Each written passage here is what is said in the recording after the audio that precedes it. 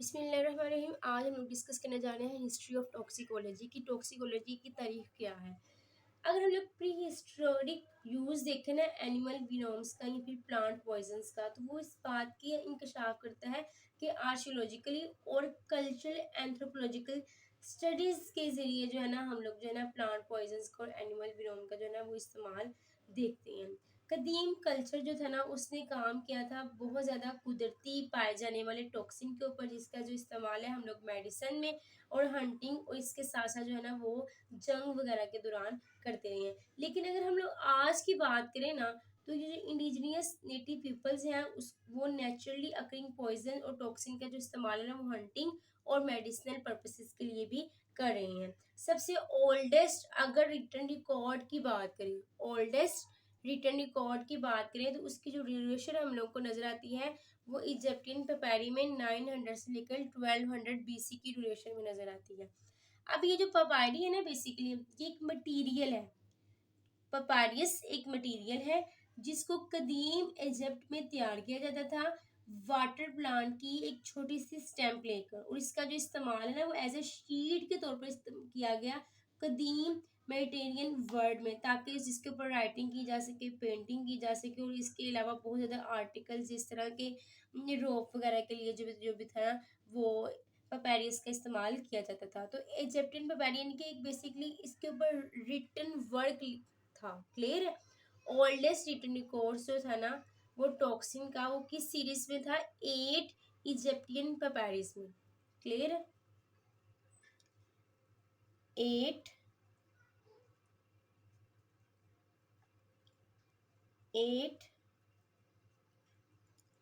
Egyptian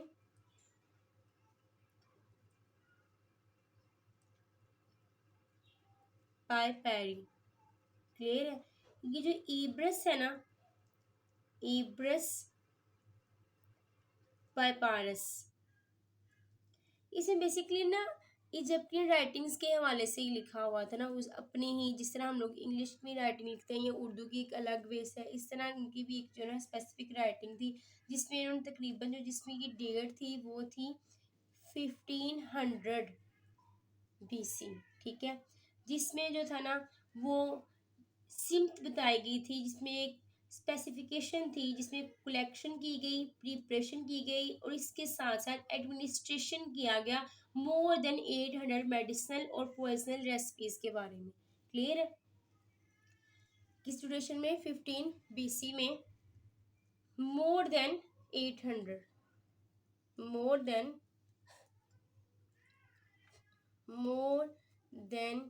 800 medicinal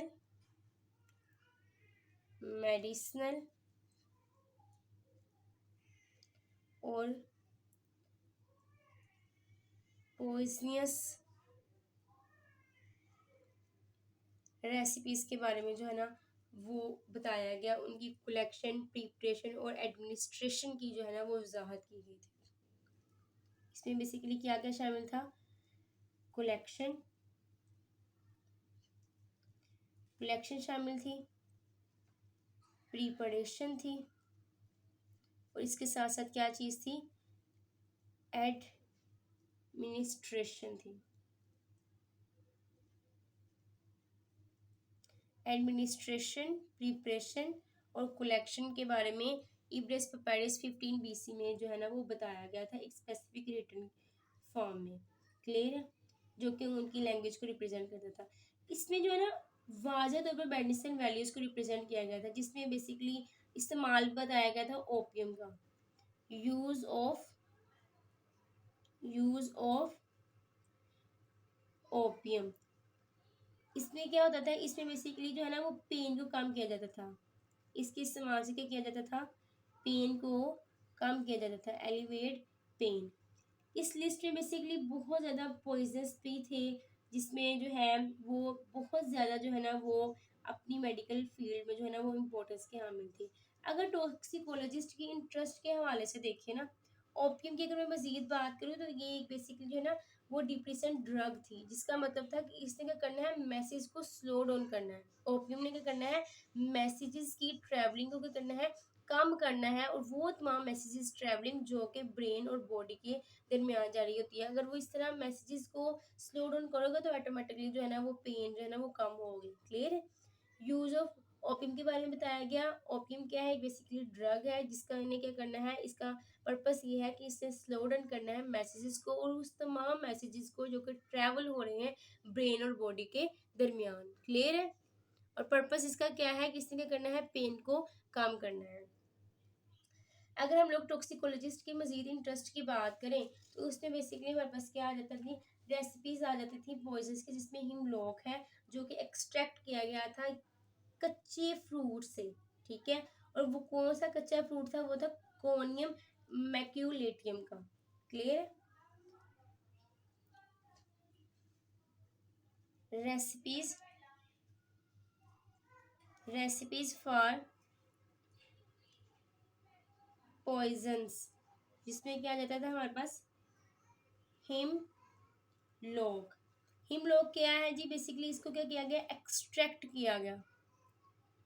extract किया गया। कहाँ से एक्सट्रैक्ट किया गया था इसको, इसको कच्चे फ्रूट से एक्सट्रैक्ट किया गया था, और वो पौधे का नाम था कोनियम कोनियम मैक्यूलेटियम। कोनियम मैक्यूलेटियम से क्या किया गया था, एक्सट्रैक्ट किया गया था, इसको निकाला गया था। क्लियर है। Him log. अब मजीद हम लोग बात करते हैं ग्रीक्स की, तो हम लोगों ने इजिप्टियन पेपेरिस के हवाले से बात की ना, इसकी ड्यूरेशन के हवाले से। नेक्स्ट हम लोग बात करने जा रहे हैं ग्रीक्स के हवाले से कि जर्मन में बेसिकली किस तरह से जो है ना किन किन फार्माकोलॉजिस्ट या बॉटनिस्ट वगैरह ने जो है ना वो अर्लीस्ट काम किया, यानी कि टॉक्सिकोलॉजी के हवाले से वो क्या जो है ना वो हिस्ट्री ग्रीक्स शो करते हैं। ग्रीक्स की बात करें, the use of plant and animal toxin by Greeks. Greeks में बहुत ज़्यादा इस जो था ना वो कॉमन था कि एनिमल या फिर प्लांट टॉक्सिन का जो है ना वो इस्तेमाल किया गया जाए। Use of plant and animal toxin and animal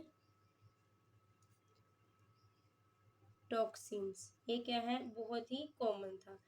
अब मैं बात करती हूँ फार्माकोलॉजिस्ट और बॉटनी जिसका नाम था डाई डायोस्कॉर्डियस।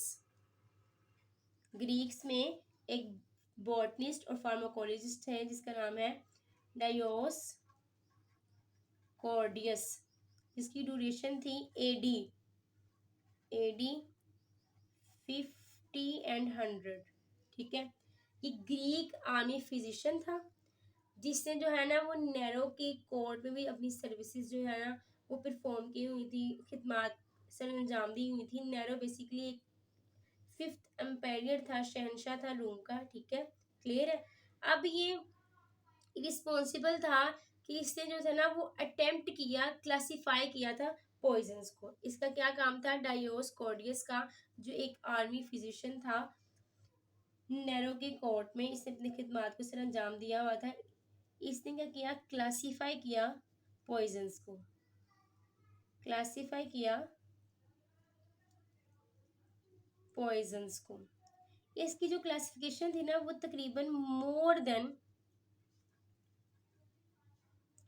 600 प्लांट, एनिमल और मिनरल पॉइजन्स के ऊपर थी। प्लांट भी शामिल थे, एनिमल भी थे, और इसके साथ साथ क्या क्या इन्वॉल्व था, मिनरल्स, मिनरल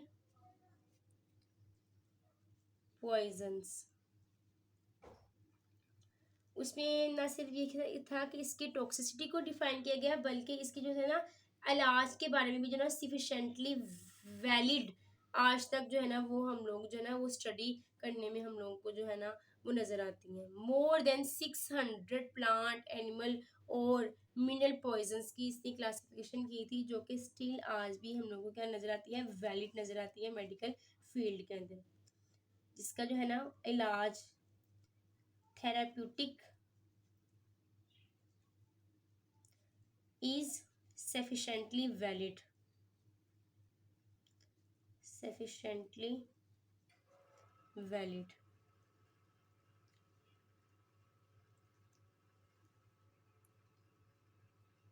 क्लियर है जी। अब जो ग्रीक्स थे ना वो पॉइजन का इस्तेमाल करते थे एग्जीक्यूशन के लिए, अमल दरामद के लिए, जिस तरह फांसी वगैरह देने के लिए, मतलब कि एग्जीक्यूशन अमल दरामद के लिए इसका जो है ना इस्तेमाल किया जाता था। Greeks used poison, use poisons as the state of execution, अमल दरामद के लिए। नेक्स्ट अगर बात करें सुकरात हो गया, ये डेमोस्थेन जो कि एक ग्रीक स्टेट्समैन था, या फिर क्लियोपेट्रा जो एक क्वीन थी, सारे के सारे जो थे ना उसमें विक्रम पाए गए थे पॉइजन्स के। अगर चूंकि डिफरेंट रिएक्शन शामिल थे जिसमें किसी को एग्जीक्यूशन की गई, या इनके दो ने तो सुसाइड्स की थी, जिसमें हमारे पास आ जाता है क्लियोपेट्रा और जो एक बेसिकली क्वीन थी और डेमोस्थेन वगैरह थी। ये बेसिकली डिफरेंट हिस्ट्री मिलती है हम लोगों को डिफरेंट लोगों के बारे में अकॉर्डिंग टू दी टॉक्सिकोलॉजी, कि किसी ने सुसाइड के लिए इस्तेमाल किया था टॉक्सिन का, और किसी ने जो है ना वो एग्जीक्यूशन के लिए इसका इस्तेमाल किया था। बहुत ज़्यादा स्टोरीज उस वक्त एग्जिस्ट की जब एंटीडोट्स की डिस्कवरी हुई, यानी कि एंटीडोट्स ऐसे एजेंट्स होते हैं जिन्होंने न्यूट्रलाइज करना होता है पॉइजन्स के इफेक्ट को। बहुत ज़्यादा हिस्ट्री, बहुत ज़्यादा स्टोरीज कब एग्जिस्ट हुई थी, जब हमारे पास एंटीडोट्स का इस्तेमाल जो है ना वो शुरू हुआ था। इसका इस्तेमाल शुरू हुआ था एंटीडोट्स का।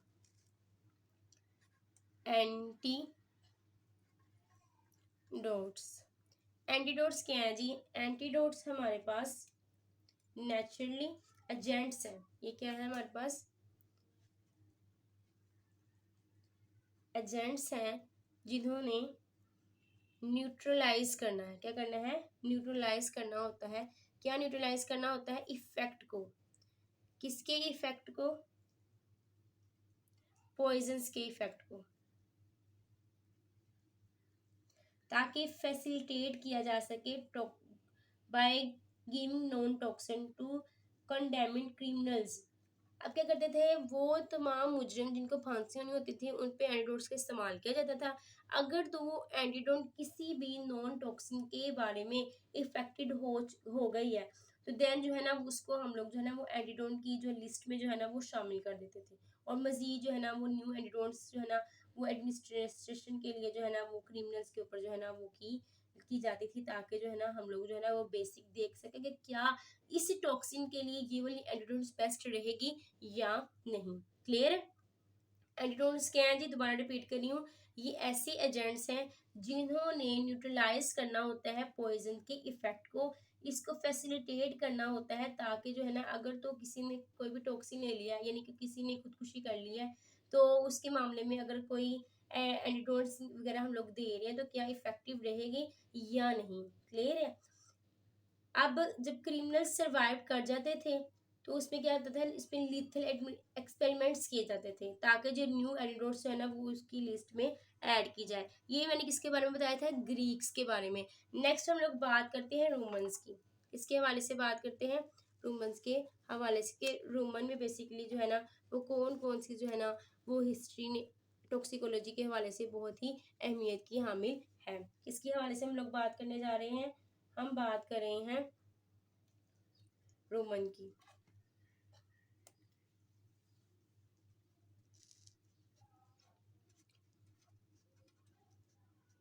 रोमन्स में जिसकी बेसिकली डेट है 50 से लेकर 400 तक।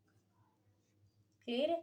इसलिए हम लोगों ने क्या किया, पॉइजन्स का इस्तेमाल हुआ एग्जीक्यूशन के लिए और कत्ल वगैरह के लिए, अमल दरामद और एसेंसिएशंस वगैरह के लिए, इनके कत्ल वगैरह के लिए, पॉलिटिकल इश्यूज के लिए भी इस्तेमाल किया गया। और इसके अलावा there many more common ways जिसमें जो है ना वो पॉइजन का इस्तेमाल किया गया।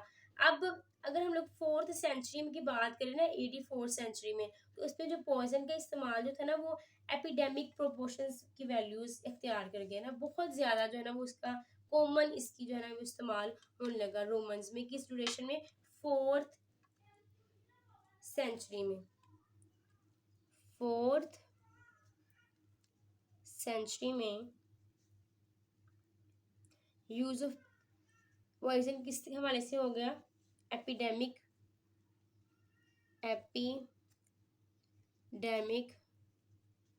प्रोपोर्शंस इख्तियार कर चुका था। क्लियर है? अब एग्रिपीना एक वुमेन है जिसने किल किया था क्लेडियस को। क्लेडियस बेसिकली 4th एम्पायर था रोमन का, ताकि क्लियर द वे किया जाए नेरो के लिए। और नेरो क्या था? एक बेसिकली रोमन का एक शहंशाह था, ताकि जो है ना वो शहंशाह बन सके रोम का। क्लियर है? इसकी बात मैंने की है, मैंने बात की है एग्रिपीना की। एग्रिपीना की जिसने क्या किया? इसने किल किया था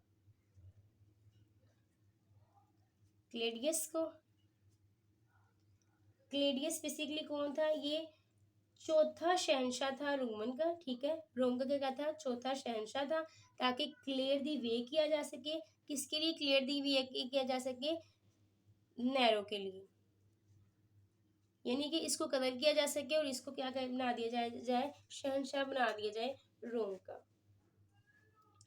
अब नेरो ने ना सब्सिक्वेंटली फिर सब्सिक्वेंटली किल किया था ब्रेटनिकस का। नेरो ने क्या किया था? इसने किसका किल किया था? ब्रेटनिकस का। नेरो ने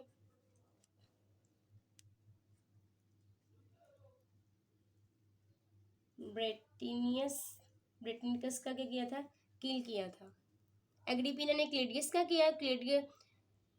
अब नेरो ने किसका किया था? ब्रेटनिकस का किया था, जस्ट फॉर शहंशाहियत। क्लियर है? तो इस तरह से ना सिर्फ ये कि हम लोग देखें पॉलिटिकल में देखें या फिर एग्जीक्यूशंस में देखें, इसका जो इस्तेमाल है ना वो बहुत ही एपिडेमिक प्रोपोर्शंस के हवाले से देखा गया रोमन की तारीख में। अब क्लेडियस नेचुरल सन था, जिसने क्लेडियस ने क्या किया? क्लेडियस के नेचुरल सन ने क्लेडियस ने कुदरती जो है ना वो एक सोप का इस्तेमाल किया था, जिसमें अलार्सेनिकस एक लिक्विड डिश के दी गई थी और उसके ज़रिए जो है ना इसका कत्ल किया गया था। नेक्स्ट हम लोग इस्लामिक तारीख देखें, इस्लामिक एम्पायर देखें, तो उसमें भी जो थे ना वो स्ट्रॉन्गली हम लोग एविसिना की बात करते हैं, जो कि एक बेसिकली बहुत ज़्यादा डिसिप्लिन में जिन्होंने अपना जो है ना वो अपनी कारकर्दगी को जो है ना वो सर अंजाम दिया है। किसकी अगर हम लोग बात करें? एविसिना की। एविसिना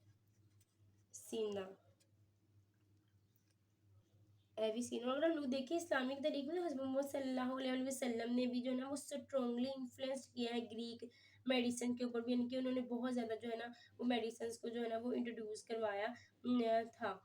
एविसिना की उसकी ड्यूरेशन है जी AD 980 से लेकर 1036 ये क्या है? मास्टर है मैनी डिसिप्लिन का, जिसने इस्लामिक अथॉरिटी थी पॉइजन्स पर और दूसरी एंटीडोट्स के बारे में इसने जो है ना वो बहुत ज़्यादा जो है ना वो नॉलेज को इंट्रोड्यूस करवाया था। मास्टर है मैनी डिसिप्लिन का, इस्लामिक पॉइंट ऑफ व्यू से जो है ना वो बहुत ज़्यादा एविसिना ने काम किया था। इस्लामिक अथॉरिटी ऑन पॉइजन्स पर उनके एंटीडोट्स पर। क्लियर है?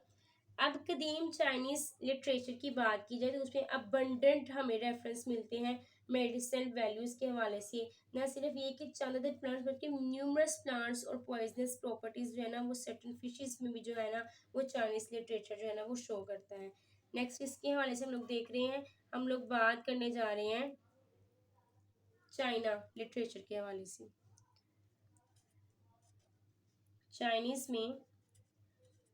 चाइनीज लिटरेचर देखिए हम लोग,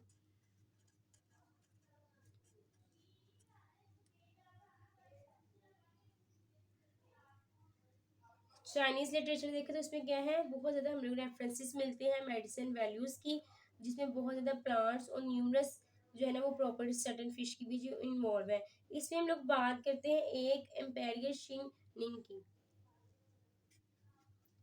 एम्पायर शिम, इसकी ड्यूरेशन थी हमारे पास 2700 BC। बीसी में इसमें रिपोर्ट किया गया था, इसमें एडमिनिस्ट्रेटेड किया गया था पॉइजन्स को, इसके साथ साथ इसके मेडिसिन प्लांट्स को एडमिनिस्ट्रेशन किया गया था। इसने काम किया था पॉइजन्स पर, उसके साथ साथ मेडिसिनल प्लांट्स के ऊपर, मेडिसिनल वैल्यूज पर, ठीक है। और इसके अलावा इसने क्या किया था, मेडिसिनल वैल्यूज ऑफ प्लांट्स के ऊपर काम किया था। और इसके साथ साथ इसने पॉइजन्स के ऊपर जो है था वो अपना जो है ना वो किरदार अदा किया था कि किस तरह से जो है ना इसकी इफेक्ट को रोका जा सकता है। मजीद ये कि इसने क्यूर किया था कि अगर तो नीविट्स या फिर सैलेमेंडर अगर पॉइजन किसी को लग जाता है तो उसकी वजह से किस तरह से क्यूर किया जा सकता है, इसके बारे में भी इसने बताया था। नीविट और सैलेमेंडर, सैलामेंडर के पॉइजन्स को किस तरह से क्यूर किया जा सकता है, इसके बारे में भी जो था ना वो आगाही फराहम की थी। क्लियर है जी। अब बात कर लेते हैं इंडिया के हवाले से, हिंदू मेडिसिन इन इंडिया, उसकी जो तारीख थी उसके बारे में, वो 800 BC से लेकर AD 1000 उसमें रेफरेंसेस मिलते हैं, जिसमें हम लोग पॉइजन्स और एंटीडोट्स का देखते हैं किस तरह से अगर अगर सांप काट लेता है तो किस तरह से जो है ना इसको ठीक करना है। मजीद ये कि सिग्निफिकेंट रिटर्न वर्क्स मिलते हैं मेडिसिन के ऊपर यूवरीडिया के दौर में, इनके जिसमें हम लोगों ने देखा एक नेचुरल सिस्टम मेडिसिन का था और उसमें ओरिजिनेटेड किया गया इंडिया के अंदर मोर देन 3000 ईयर्स अगो, ठीक है। यहाँ पे मैं लोगों को लिख भी देती हूँ कि इंडिया के तारीख में बेसिकली किस तरह से टॉक्सिकोलॉजी ने अपना किरदार अदा किया। इंडिया में ड्यूरेशन थी हमारे पास Hindu medicine in India from 800 BC to AD की बात हो रही है। AD 800 BC से लेकर AD तक हम लोग को जो है ना वो बहुत ज़्यादा जो है ना वो रेफरेंसेस मिलते हैं पॉइजन्स और एंटीडोट्स के हवाले से, जिसमें बेसिकली काम हुआ था स्नेक बाइट्स पर। क्लियर है। और सिग्निफिकेंट रिटर्न वर्क्स हुआ था मेडिसिन पर, जो कि हम लोग देखते हैं आयुर्वेदा में। ये एक बेसिकली ये एक ऐसा ड्यूरेशन था जो कि ओरिजिनेटेड था इंडिया में मोर देन 3000 ईयर्स अगो। ये ड्यूरेशन कब था, more than 3000 years ago. Clear है। ये इस तरह का ड्यूरेशन था आयुर्वेदा। एक नेचुरल सिस्टम था मेडिसिन का, ठीक है। और इसमें जो है ना वो सीडो साइंटिफिक साइंस भी इन्वॉल्व होती थी। क्लियर है जी। अब हिंदूज ने का बिलीव था कि इन्होंने कुछ ना कुछ जो है ना मेडिसिन को बोरो किया हुआ था ग्रीक से, लेकिन इनकी जो अगर इंडिकेशंस देखते थे ना तो Greeks had medicinal values of non Hindu religion, लेकिन ग्रीक्स ने ओरिजिन कहाँ से ली हुई थी, इनका हिंदू ही ओरिजिन था। अगर हम लोग वस्ती एशिया की बात करें throughout the middle ages की बात करें तो पॉइजन का जो इस्तेमाल है ना उसमें बहुत ज़्यादा पॉलिटिकल सोशल और इसके अलावा फाइनेंशियल एडवांटेजेस भी हासिल किए गए हैं through out the middle age. उसमें क्या किया गया, ना सिर्फ पॉलिटिकल सोशल बल्कि क्या है फाइनेंशियल एडवांटेजेस भी क्या किए गए हैं, हासिल किए गए हैं। फाइनेंशियल एडवांटेजेस किस तरह से हासिल किए गए हैं, इटली की अगर बात करें ना, इटली के अंदर किसके हवाले से, इटली में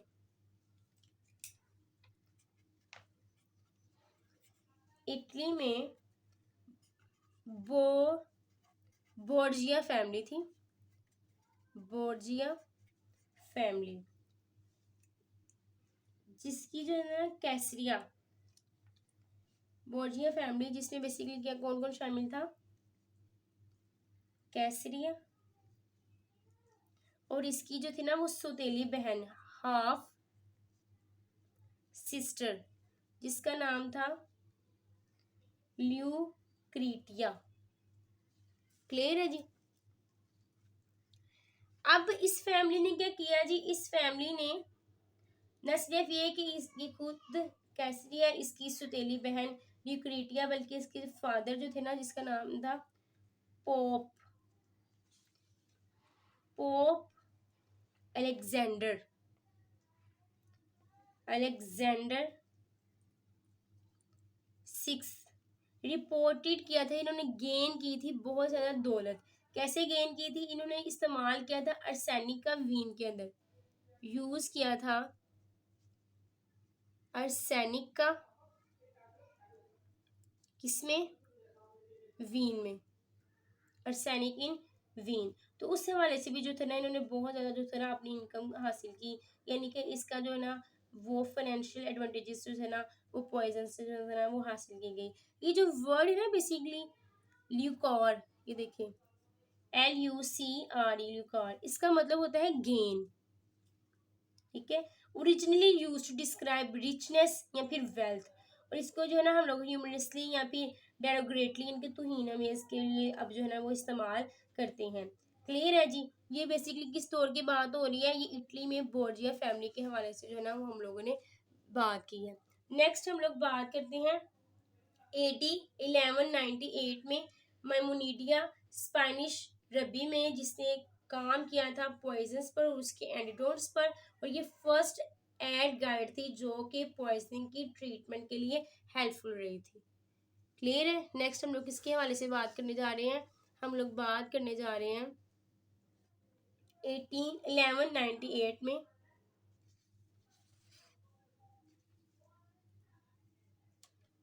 AD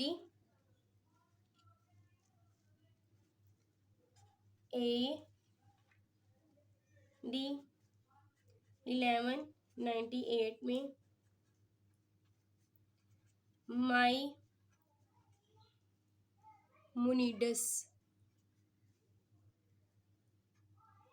माइमुनिडस एक स्पेनिश रबी, SPANISH, स्पेनिश रबी, जिसने क्या किया, इसने लिखा था पॉइजन्स पर, उनके एंटीडोट्स पर, इसने क्या किया था, काम किया था, लिखा था, रिटन वर्क किया था, किसके ऊपर, रबिश पर, स्पेनिश रबी ने काम किया था पॉइजनस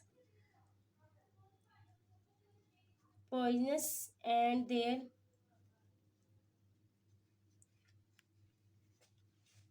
एंटीडोट्स। ये एक फर्स्ट एड गाइड थी जिसने पॉइजनिंग की ट्रीटमेंट में हेल्प की थी। ये क्या थी, फर्स्ट एड गाइड थी जिसने पॉइजनिंग की ट्रीटमेंट में हेल्प की थी, पॉइजनिंग ट्रीटमेंट में हेल्प की थी, ठीक है। आमतौर पर जो मिडिल एजेस की स्कॉलरशिप्स थी ना वो 9th से लेकर 15 सेंचुरी तक वो सारी की सारी जो थे ना वो बेस करती थी डोगमा के ऊपर, ना के इम्पीरिकल एविडेंस, तजर्बात की बजाय उन्होंने असूलों के ऊपर जो है ना वो स्कॉलरशिप फ्राहम की थी मिडिल एजेस में 9th से लेकर 15 सेंचुरीज के दौरान। क्लियर है। अब बात करते हैं जर्मन फिजिशियन की जिसका नाम था पैरासिलियस, जर्मन फिजिशियन, जर्मन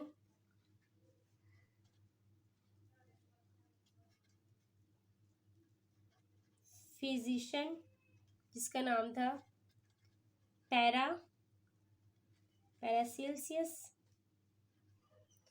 1493 से लेकर 1541, प्रोडक्ट की थी बेसिकली एक रेनेसेंस दौर की। रेनेसेंस एक ऐसा ज़बरदस्त किस्म का दौर था यूरोपियन जिसमें कल्चर, आर्टिस्टिकल, पॉलिटिकल और इकोनॉमिक बेसिकली बहुत ज़्यादा जो थे ना वो एक जो थे ना वो रीबर्थ की गई थी। बहुत ज़्यादा चीज़ों में ना जो था ना वो यूरोप मशहूर हो चुका था। इसने बहुत ज़्यादा चीज़ें जो थी ना वो प्रिपेयर की थी इस ड्यूरेशन में। किस ड्यूरेशन की बात हो रही है? बात हो रही है रेनी रेनेसेंस ड्यूरेशन की। ठीक है, पैरासिलियस ने रेनेसेंस ड्यूरेशन में क्या की थी? एक प्रोडक्ट कुछ जो था ना वो प्रिपेयर किया था। प्रोडक्ट ऑफ रेनेसेंस, प्रोडक्ट किसकी चीज थी? रेनेसेंस ड्यूरेशन की थी, जिसमें जो है वो बहुत ज्यादा जो था ना वो काम किया गया था। प्रोडक्ट क्लियर है? अब रेनेसेंस की जो प्रोडक्ट थी ना इसमें बेसिकली मेडिसिन और साइंस और टू अ न्यू हाई की मजीद जो थे ना इसमें मॉडिफिकेशन कर दी गई थी। बहुत ज़्यादा प्रोडक्ट्स जो है ना इसमें प्रिपेयर किया गया था। अब एक्सपेरिमेंटेशन का जो रोल था उसका जो रिलेशनशिप था डोज और थेरेप्यूटिक के साथ वो कंपेयर किया गया था टॉक्सिक के साथ और उसके रद्देअमल के साथ। केमिकल किस तरह से रिस्पॉन्ड करता है या फिर स्पेसिफिसिटी के साथ कि डिफरेंट डोजेस जो है ना वो केमिकल एजेंट्स की वो किस तरह से वेल डिफाइंड टॉक्सिक या फिर थेरेप्यूटिक इफेक्ट पैदा करती हैं। ये सारा का सारा जो है ना वो मजीद with the passage of time जो है ना वो क्लियर हो चुका। कितनी डोज किस केमिकल के लिए कितनी स्पेसिफाई रहेगी ये with the passage of time जो था ना वो इसका इंकशाफ होता चला गया। अब एक बात करते हैं, एक फिजिशियन है हमारे पास रेमजी, फिजिशियन है फिजिशियन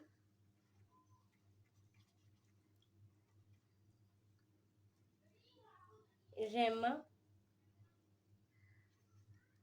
रेमाजीनी, जिसने काम किया था डिजीज ऑफ वर्कर्स के ऊपर।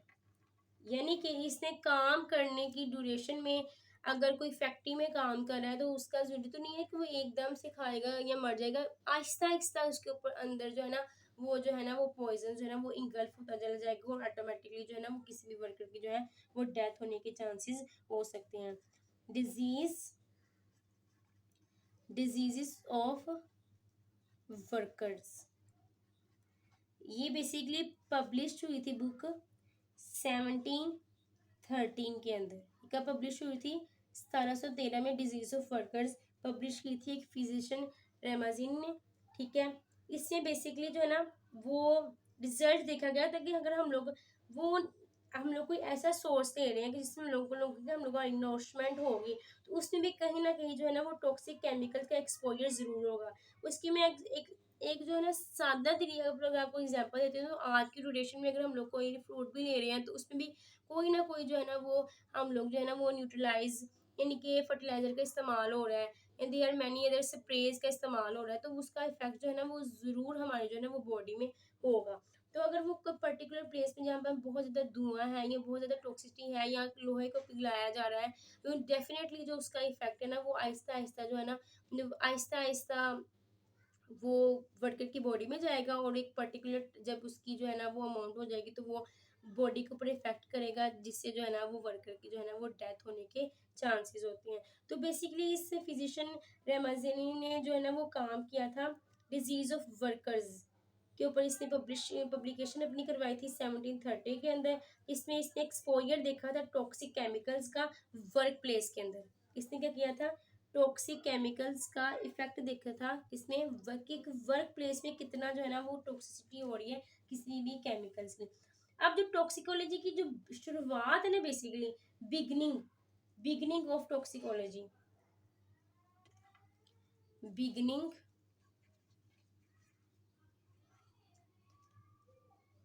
बिगनिंग्स ऑफ टॉक्सिकोलॉजी उसमें बेसिकली आमतौर पर ट्रेस्ड है और फिला इसकी ड्यूरेशन थी 1787 से लेकर 1853 तक। अब इस बुक में ना with his book 1815 book 1815 book एक जनरल सिस्टम ऑफ टॉक्सिकोलॉजी, जिसमें पॉइजन्स की ट्रीटमेंट और किस तरह से इसको जो है ना वो मिनरल वेजिटेबल्स या फिर नेचुरल किंगडम से जो है ना वो हासिल किया जाता है, उसको उसका रिलेशनशिप इसके किस तरह से एनिमल की बॉडी की फिजियोलॉजी के साथ, पैथोलॉजी के साथ, या फिर इस तरह किसको किसी भी पॉइजन को किस तरह लीगल सिस्टम के साथ हम लोग जो है ना वो मेडिसिन इम्पोर्टेंस के तौर पर इस्तेमाल कर सकते हैं। तो ये स्पेनिश फिजिशियन था जिसने जो है ना अनजाने में इस्टेब्लिश कर दी थी एक टॉक्सिकोलॉजी, एक एज अ सेपरेट और एक जबरदस्त किस्म की scientific discipline branch.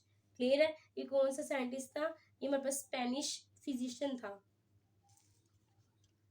Spanish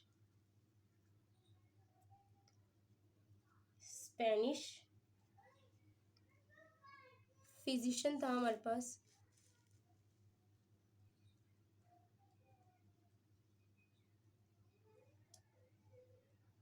Spanish physician था जिसने अनजाने में अननोइंगली इस्टेब्लिश की थी, established toxicology as a separate and distinct scientific discipline. ठीक है,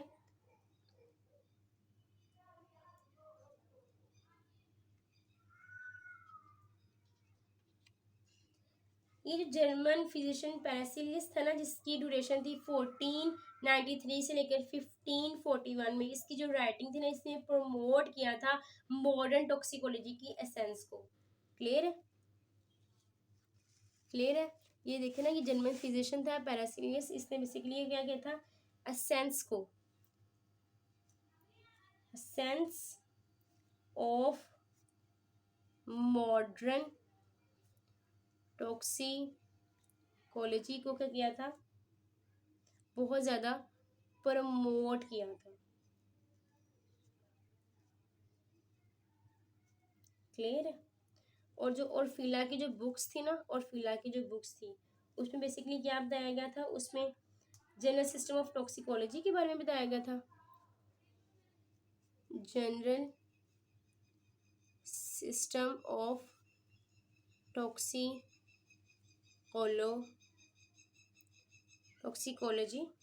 ठीक है, और इसके अलावा कि किस तरह से हम लोग ड्रा कर सकते हैं, इसको हासिल कर सकते हैं, ड्रॉन फ्रॉम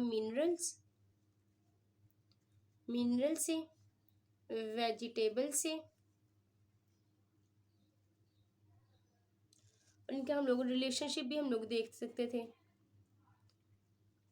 रिलेशनशिप भी हम लोग जो है ना वो इसका स्टडी कर सकते थे, रिलेशनशिप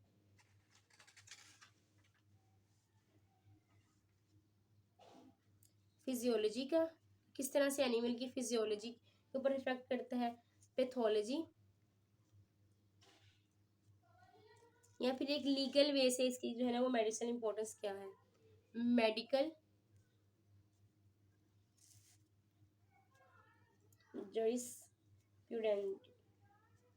जूरिस्प्रूडेंस, इनके मेडिकल वे में जो है ना इसकी क्या जो है ना वो इम्पोर्टेंस थी। ये थी बेसिकली आज का कि किस तरह से जो है ना वो टॉक्सिकोलॉजी की जो है ना वो हिस्ट्री है।